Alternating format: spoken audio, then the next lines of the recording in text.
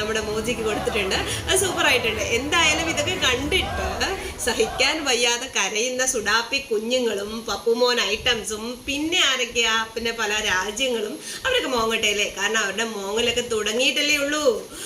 ഇനി അവർക്ക് കരയാനുള്ള കാലം മാത്രമാണല്ലോ. അപ്പൊ നമ്മുടെ മോദിജി അടിച്ചു പൊളിച്ച് തിരിച്ചു വരട്ടെ. അപ്പോഴേക്കും ഇവിടെ അങ്ങനെ മോദിയും പുടിനും തമ്മിൽ കണ്ടു ഗായ്സ്, കണ്ടു. അതൊരു രാജകീയ വരവേൽപ്പായിരുന്നു. റെഡ് കാർപ്പറ്റിലൊക്കെ വരവേറ്റ് സൈനികരെല്ലാം വന്ന് വരവേറ്റ് റഷ്യയുടെ ഉപരാഷ്ട്രപതിയാണ് അദ്ദേഹത്തെ സ്വീകരിച്ചത്. അതിനുശേഷം വ്ളാഡിമിർ പുടിൻ വന്ന് കാണുന്നു, എന്താ പറയുക, കെട്ടിപ്പിടിക്കുന്നു. വളരെ അടുത്ത സുഹൃത്താണ് അദ്ദേഹം. വളരെ വാനോളം അദ്ദേഹത്തെ പുകഴ്ത്തുന്നു, അതായത് നമ്മുടെ മോദിജിയെ പുകഴ്ത്തുന്നു. അങ്ങനെ ആ സുഹൃത്ത് ബന്ധം കണ്ട് ലോകരാഷ്ട്രങ്ങളെല്ലാം ഞെട്ടിത്തെറിച്ചിരിക്കുന്നു. പ്രത്യേകിച്ച് US, ചൈന എന്നിവരെല്ലാം ഭയപ്പെടുന്നു. കാരണം ഇവർ രണ്ടുപേരും ഒന്നിച്ചാൽ ആർക്കെങ്കിലുമൊക്കെ ഭയം വരല് സ്വാഭാവികം. അതുപോലെ തന്നെ നമ്മുടെ മോദിജി ഉക്രൈനിലെ സെലൻസ്കിയെ കണ്ടു. അതിനുശേഷം നിങ്ങൾക്കറിയാം റഷ്യയും ഉക്രൈനും തമ്മിൽ ഭയങ്കര അടിയാണെന്ന്. എന്നിട്ടും സെലൻസ്കിയെ കണ്ട് സെലൻസ്കിയോടൊപ്പം വളരെയധികം സമയം ചെലവഴിച്ച് വളരെ സൗഹൃദം പുതുക്കിയതിനു ശേഷം നേരെ പുടിൻ്റെ അടുത്ത് വന്ന് കെട്ടിപ്പിടിക്കുന്ന മോദിയുടെ ബ്രില്യൻസി, അല്ലെങ്കിൽ മോദിയുടെ ആ ഒരു റേഞ്ച് എത്രയാണെന്ന് ഇപ്പൊ തന്നെ നമുക്ക് മനസ്സിലാവും. അത് കാണുമ്പോൾ തന്നെ എല്ലാ ലോകരാഷ്ട്രങ്ങൾക്കും മനസ്സിലാവും. അത് മാത്രമല്ല, ചില കുൽസിത പ്രവർത്തികൾ ചെയ്തുകൊണ്ടിരിക്കുന്ന ചാര രാജ്യങ്ങൾക്ക് ഭയവും തുടങ്ങി. അതുപോലെ US ആശങ്ക പ്രകടിപ്പിച്ച് കഴിഞ്ഞിരിക്കുന്നു. അതുപോലെ ചൈനയാണെങ്കിൽ അവരും കരഞ്ഞുകൊണ്ടിരിപ്പാണ്. മാത്രമല്ല, ചില ടെററിസ്റ്റ് രാജ്യങ്ങളും എന്നും പറഞ്ഞുകൊണ്ടിരിപ്പാണ്. എന്ത് ചെയ്യാൻ പറ്റും? പക്ഷേ മോദിയും വ്ളാഡിമിർ പുടിനും കണ്ടു. വളരെ രാജകീയമായ സ്വീകരണം തന്നെയാണ് നമ്മുടെ മോദിജിക്ക് അവിടെ ലഭിച്ചത്.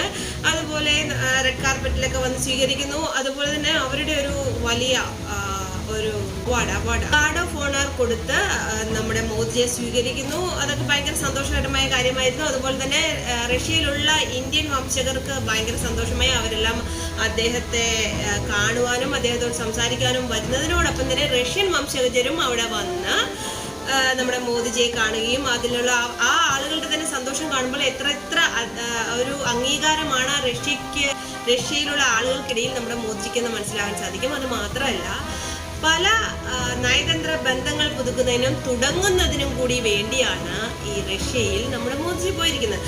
അപ്പം മോദിജിയെ നോക്കി, അല്ലെങ്കിൽ മോദിജിയെ വളരെ സ്നേഹത്തോടെ സ്വീകരിച്ച് അദ്ദേഹത്തെ വാനോളം പുകഴ്ത്തി അദ്ദേഹമായിട്ടുള്ള ഒരു ബന്ധം, അല്ലെങ്കിൽ ഇന്ത്യയുമായിട്ടുള്ള ബന്ധം അത്രമാത്രം വിലപ്പെട്ടതാണെന്ന് ലോക രാജ്യങ്ങളിലേക്ക് വിളിച്ച് പറയുകയാണ് നമ്മുടെ വ്ളാഡിമിർ പുടിൻ.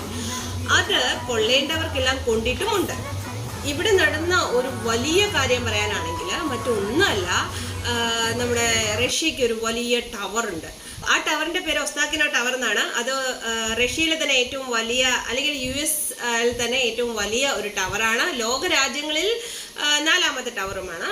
അപ്പോൾ ആ ടവറിൽ നമ്മുടെ ഇന്ത്യൻ പതാകയാണ് മോദിജിയുള്ള ആദരവ് പ്രമാണിച്ച് നമ്മുടെ ഇന്ത്യയുടെ ത്രിവർണ്ണ പതാകയുടെ കളറിൽ ചെയ്തിരിക്കുകയാണ്. അപ്പോൾ ഇന്ന് ആ ടവർ ഫുള്ളും നമ്മുടെ ത്രിവർണ്ണ പതാകയാണ് കണ്ടുകൊണ്ടിരിക്കുന്നത്. വളരെ സന്തോഷവും അതൊരു അംഗീകാരം കൂടിയാണ്. ലോകം മുഴുവൻ കാണുകയാണ് നമ്മുടെ മോദിജിയോടും നമ്മുടെ രാജ്യത്തോടുള്ള ആദരവ് കാണിക്കുന്നത്. അത് സൂപ്പറായിട്ടുണ്ട്. അതിൻ്റെ ഫോട്ടോസ് ഞാൻ ഇതിൽ കൊടുത്തിട്ടുണ്ട്, നിങ്ങൾ കാണും. വളരെ സന്തോഷകരമായ നിമിഷങ്ങളാണ്. അതോടൊപ്പം നമ്മുടെ മോദിജിയെ അവര് വരവേൽക്കുന്ന, അവർ കൊടുക്കുന്ന ആ ഒരു സ്ഥാനം, ചൈന അതിനു മുമ്പ് റഷ്യയിൽ പോയിട്ടുണ്ട്, അവർക്കൊന്നും കിട്ടാത്തൊരു സൂപ്പർ സ്ഥാനമാണ് മോദിജിക്ക് നൽകിയിരിക്കുന്നത്. അതുപോലെ അവരുടെ ഉപരാഷ്ട്രപതി നേരിട്ട് വന്ന് സ്വീകരിക്കുകയാണ് ചെയ്യുന്നത്. അതുമാത്രമല്ല, ഗാർഡ് ഓഫ് ഓണർ എന്ന് പറയുന്ന ഒരു അവാർഡ്, അല്ലെങ്കിൽ ഒരു സംഭവം തന്നെ അവർക്ക് നമ്മുടെ മോദിക്ക് കൊടുത്തിട്ടുണ്ട്. അത് സൂപ്പറായിട്ടുണ്ട്. എന്തായാലും ഇതൊക്കെ കണ്ടിട്ട് സഹിക്കാൻ വയ്യാതെ കരയുന്ന സുഡാപ്പി കുഞ്ഞുങ്ങളും പപ്പുമോൻ ഐറ്റംസും പിന്നെ ആരൊക്കെയാ, പിന്നെ പല രാജ്യങ്ങളും അവരൊക്കെ മോങ്ങട്ടേലേ. കാരണം അവരുടെ മോങ്ങലൊക്കെ തുടങ്ങിയിട്ടല്ലേ ഉള്ളൂ.